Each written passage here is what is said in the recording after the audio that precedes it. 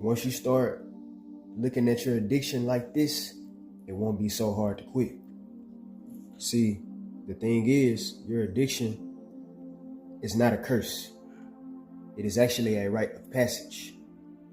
It gets to a point where you accept addiction as just who you are, and you give up trying to give it up, because giving up is hard, and continuing to do it is easier. But you must understand that your soul, before incarnating here on this realm, it chose the path that it wanted to take. The soul chooses the challenges that it wants to face. Whether you know it or not, your soul, it was going through, before incarnating here, it was going through all the list of possibilities, of things it could experience, and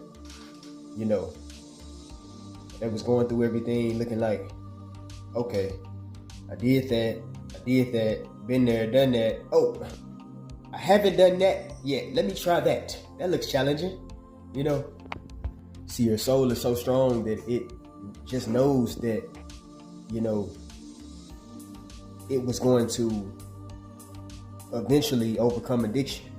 It didn't know when, it didn't know how, it just knew it was going to. And it knew that it was going to help you evolve and awaken more. Also, in a past life, you may have died, your physical vessel may have expired before you could, overcome the addiction. You might have been addicted in past lives, and, you didn't get to beat it then, so you chose to come back and try it again.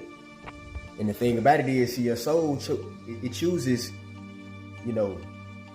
good things to experience, like prosperity and abundance and all of that. Yeah, but, you can't just have, one thing. You gotta, you have to, it's all about duality. You have to, experience just as much,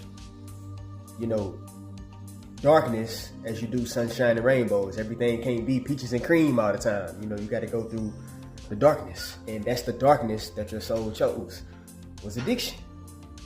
You feel me? So you are much stronger than you think you are. And once you start looking at it like that, it becomes much more easier to endure. Namaste.